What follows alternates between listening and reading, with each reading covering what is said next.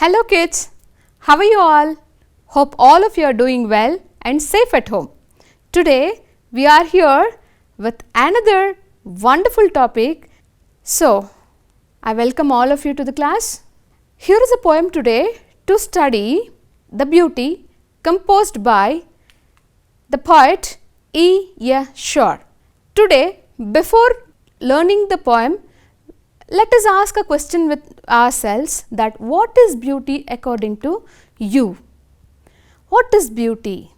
There are many things that come into our mind when we think of the word beauty.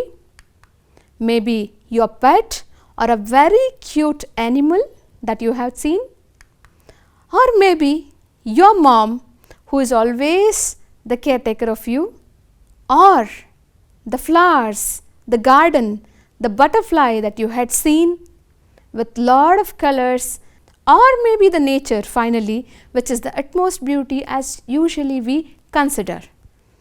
There are many things around us that are beautiful.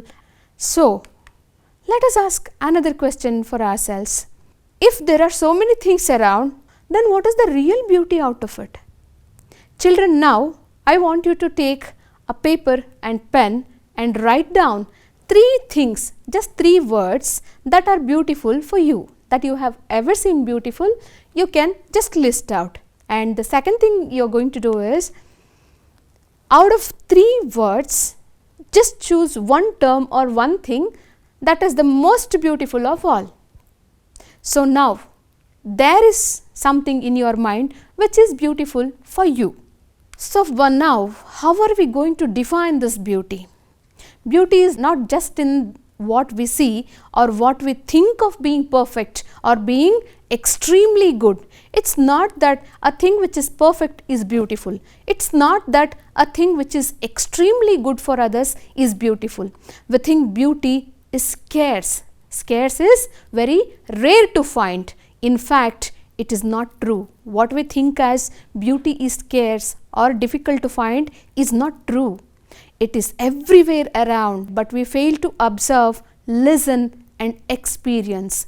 It is not just to look at or have a glance at something and call it beautiful. There are things that can be heard, that can be experienced. So what do you think of beauty now? Is it rarely visible? Is it rarely available? Or just think of this, whether we are not able to find the beautiful things around us. So this makes us think a while regarding everything that is beautiful, right? Fine. Before going to the poem, let us know something about the poet. Louise Alberta Chevivi is an American poet and educator. Her pen name was E. Shaw. She was born on September 9th, 1926 and died on July 21st, 2014 at the age of 87. And you know what is the speciality with her? First book was I Am a Pueblo Indian Girl, which was published in 1939 when she was just 13 years old, and that was the book ever considered the first ever truly Indian book. Children, here the term Indian is used to say that she was a native North American. Pueblo Indian is a native North American tribe. These natives deal majorly with stone masonry. There are many native tribes of Northern America. This particular community, Pueblo Indian, is also a community and the poet belongs to that community, and her first book was considered the manifesto of the same tribe, since she recorded almost every cultural and tribal aspects of that particular community. So this book stands very special. I shall go reading the poem now. I insist you to open your books and just follow on my reading. Beauty is seen in the sunlight, the trees, the birds, corn growing and people working or dancing for their harvest. Beauty is heard in the night, wind sighing, rain falling, or a singer chanting anything in earnest. Beauty is in yourself, good deeds, happy thoughts that repeat themselves in your dreams. and in your work and even in your rest. I hope the whole poem text is there in your hands, and I continue. Words to know more about. Children, some words we have come across while reading the poem. So let us pick the new words and learn what are they. Look at this. Corn is a type of grain. What do we call in Kannada as mekkejola? Here is a sentence for you to understand. Corn is a healthy food grain for humans and cattle both. Harvest, time of crop yielding, and that is Suggi Kala. So here is a sentence to understand better. Karnataka celebrates Makara Sankranti as a harvest festival of the state. Sigh, take a long breath when tired, that is Nittusiru.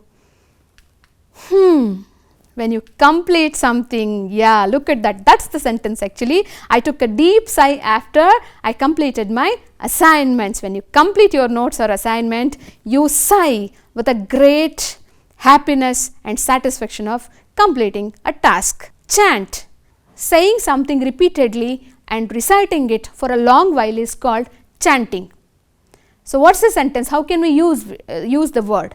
The saint kept chanting the hymn throughout the day.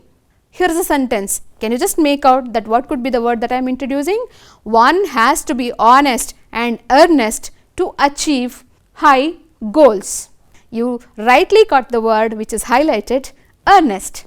More intense. Anything that is done with a more intensity or more concentrated on something is called being earnest.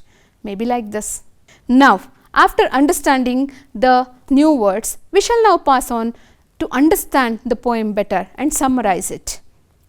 Children, while understanding the poem, we need to concentrate on the core theme of it. Poem is just not like a prose reading where you have a direct meaning or something that is just can be understood by reading. Poem should be cherished, it should be experienced, and it should be felt.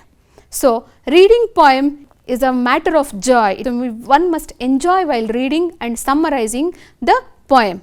We shall now look at stanza 1, where it says, beauty is seen in the sunlight, the trees, the birds, corn growing, and people working or dancing for their harvest. That is your first stanza, right? So, what does it say? Beauty is all over the world. It is not only seen but also heard and seen within self too. Sunrise, trees and birds singing have their own beauty in it. People working in the fields or the ones dancing in joy for the success of their farming process, that is harvest, is too beautiful. So, it is not just what we think as beauty is beautiful, but also there are many things like just the morning sunlight, the birds sitting in the trees, or the trees around you, the green trees around you, or just turn your eyes, look at the people working in fields, how beautiful the scene is. That beauty is everywhere. There you shift your sight. You shift your sight from one thing to another. It has its own beauty. So, we should have an eye to recognize the beauty in. Coming to second stanza. Beauty is heard in the night, wind sighing, rain falling, or a singer chanting anything in earnest. Beauty is even heard. We always think that something beautiful is only seen through our eyes. No, we can even hear, we can experience the sound that is beautiful. Listen to the winds blowing and rushing. The murmur of spells of rain is also the source of beauty. If rain is falling or either spelling slightly, you can experience a different kind of beauty in that, just listening to the sound of drops falling down. You may observe the gesture of a great beauty in a saint's chanting too. These are the audible beauties that bear marvelous signs of beauty. Sit in a place of worship. It owns its own beauty, since people there silently pray to the God. And that silence, gesture of silence, also bears its own beauty. Coming to third stanza. Look at it. It sounds like beauty is in yourself, good deeds, happy thoughts that repeat themselves in your dream, in your work, and even in your rest. So I summarize the third stanza like this: beauty within us in the good things we do and in our cheerful mood.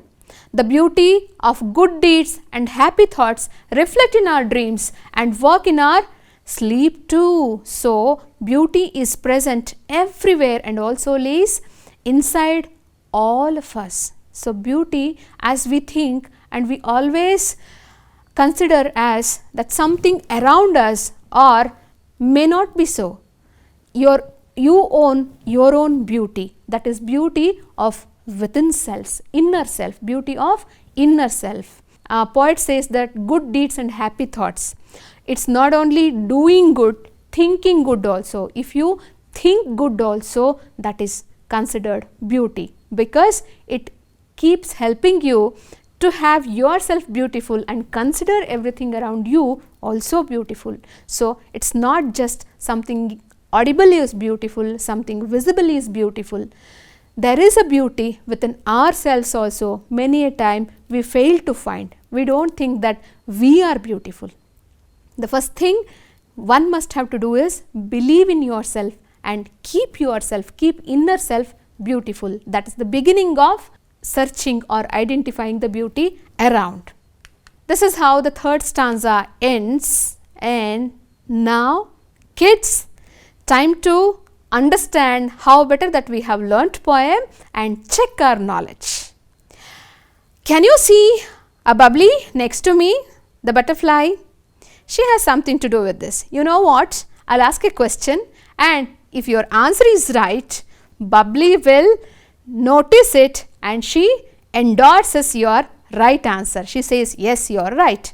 So you will have to wait for bubbly's moment when you answer. So first question is, where is the beauty seen on a sunny day?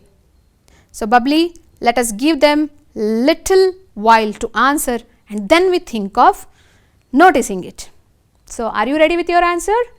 Let us check it. Oh, you are right. Beauty is seen in sunlight, the trees and the birds singing. So shall we check the answer? Ooh, bubbly mood. If bubbly mood, your answer is right. Now we shall move on to the next question, kids. What is the next question? What is so beautiful in the night? So what makes night beautiful? Yes, your answer is again right, and falling rain, sighing wind are the major beauties with a chant of a singer. Maybe there are many things around beautiful in the night. In our poem, these are the three things that poet has considered beautiful and mentioned. So we shall take it as falling rain, sighing wind and the chanting of a singer or a saint. Bubbly, can we cross check now? What about the answer? Oh, bubbly is again flying with happiness. So bubbly is happy, your answer is right. The next question, how can one find beauty within self? I hope the time taken is enough for you. So now shall we check the answer? Oh, now also you are right. I think let us ask bubbly what is the answer. Good deeds, thoughts that keep one happy and the reflection of it in one's mind in solitude define one's beauty within self. So bubbly, shall we go on? Wow! Yes, bubbly fled again, so that means your answer is right. So bubbly is happy. Children, time to know about handwriting. How is your handwriting, dearies? How are you writing? This is the time to check and correct it and make your handwriting beautiful. We all want our handwritings to be very nice and beautiful. So what shall we do for this? Of course, we have something to do. Let us have some fun with letters. Here is a teacher teaching you handwriting in this session, and hope will come back enjoying the video. Hello everyone, this is Ashok Tekate. In this video, I have tried to show you a different way of practicing the handwriting of English alphabet. We write in italic style of handwriting, which is very neat, legible, clear and beautiful. Before making our children to practice the letters of the alphabet, we need to give them enough exposure in practicing different strokes which appear in different letters of the alphabet. Once they are familiarized and feel easy with these strokes, they can easily write the letters of the alphabet. English handwriting is stroke based. Let us know about these strokes first. Let our students practice them well. Here, I am trying to introduce a new way of teaching handwriting. Depending on the shapes and movements in each letter, we can categorize all 26 letters into 3 categories. In each separate category, shapes and movements of all the letters are almost alike or similar, and one letter leads to another letter. In order to get a new letter, they need to make a small change to the previous letter or need to add a little to the previous letter. In this way, they can easily move from one letter to another letter while writing, and with this, they feel it very easy to write all 26 letters with right shape and size. The writing process becomes enjoyable for them. Let's practice the first set of 11 letters. All lowercase letters are slightly slanted to the right side. They have oval shapes instead of round shape. They have slanted lines and a triangle. Let's start with the letter A. If we continue the letter A, it leads to letter D. Instead of moving up, if we come down, it becomes the letter G. If we bring a small change to the letter G, it becomes Q. Let's come to the letter A again. It carries one more letter already in it, that is C. If we start at the middle point of 2 lines, it becomes E. If we join the C, it becomes O. Next is S. Let's come back to the letter A again. It already carries one more letter in it, U.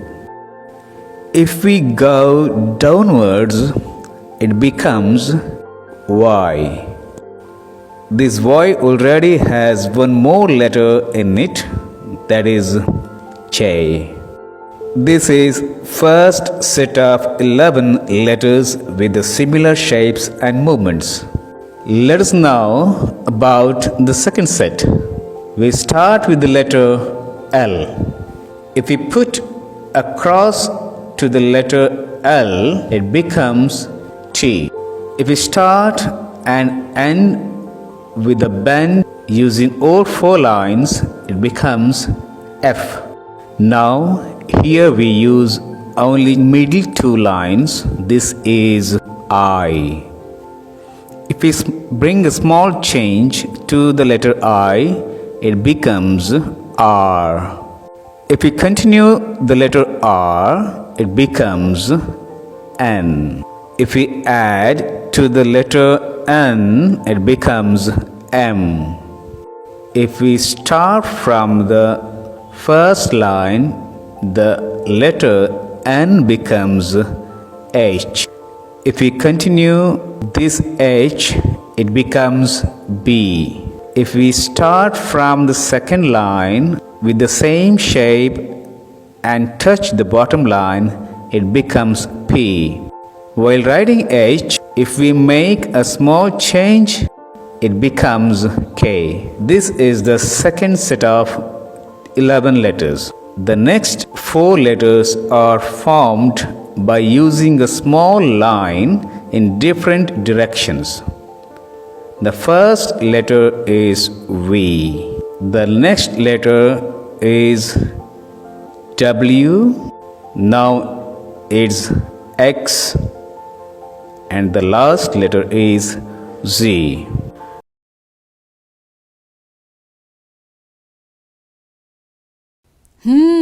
How was it? Wasn't it very nice? And hope all of you will keep practicing the handwriting, kids. Handwriting cannot be made beautiful in one day. You have to have a regular practice of it. Okay. So now we shall move on to the next part of our poem. There is something to know more and which is really interesting to learn. What is that interesting thing? Think, how can this happen? Look at the sentence. A river is dancing. Nadi nartisuttide. Stars smile at clouds. Maybe they are friends. So stars are smiling at clouds. Nakshatragalu naguttive. What do you think of these expressions, kids? Have you ever seen a dancing river? Or shall we just call a river as it is dancing, since the flow of river is like that, as though it looks like it is dancing. Nakshatragalu naguttive. Stars smile. Do stars really smile?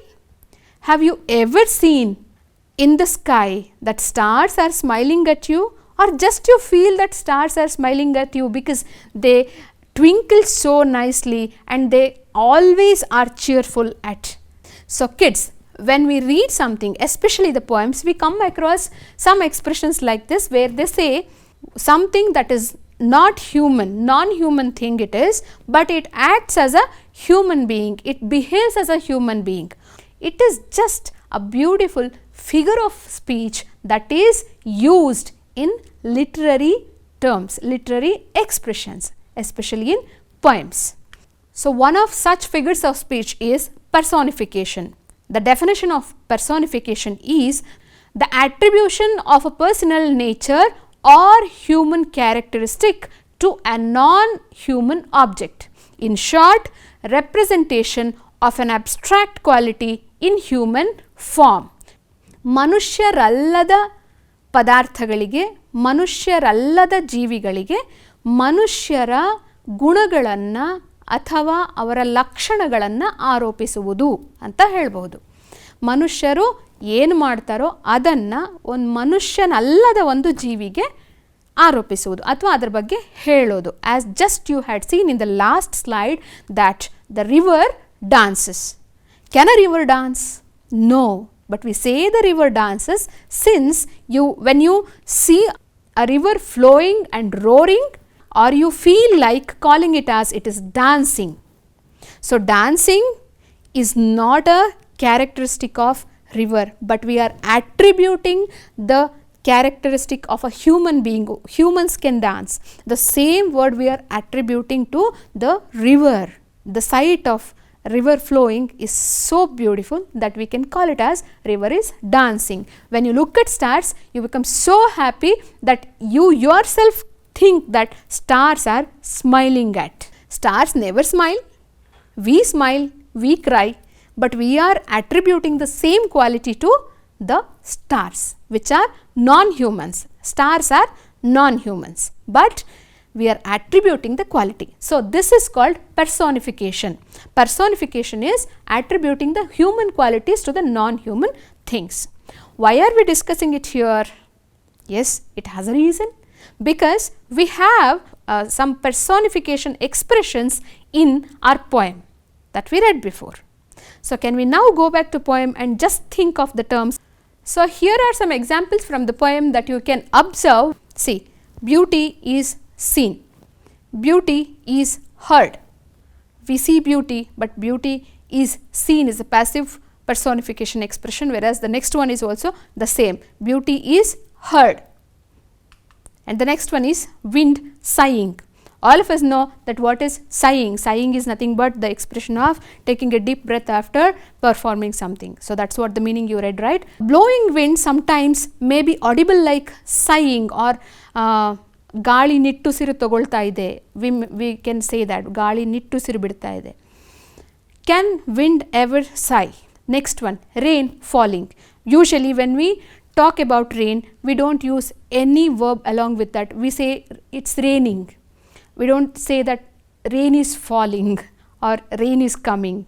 So, the poet says that rain is falling from the sky. So, these are some examples from the poem, kids. I have some more examples for you to understand better how personification works. Very simple examples they are, and you will enjoy them. Look at this. What's it? Alarm clock? Yeah. And it is very annoying in the morning, right? When you are lazy to get up and you have to get up, what do you say then? My alarm clock yells in the morning.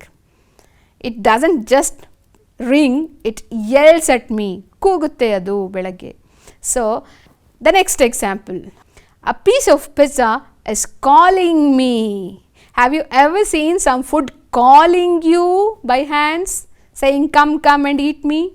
But here is a wonderful piece of pizza that is calling you to eat. Calling to eat is something so delicious and yummy that makes you feel eat it at the moment. So, piece of pizza is calling me.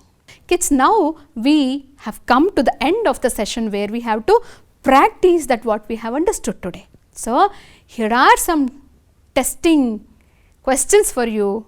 I think you are ready with the pen and paper to note down the practice questions. Here are some sentences with blank in them that you had to pick the answer from the poem and write. As usual, you are well versed with it, I hope. Beauty is blank in the corn growing fields.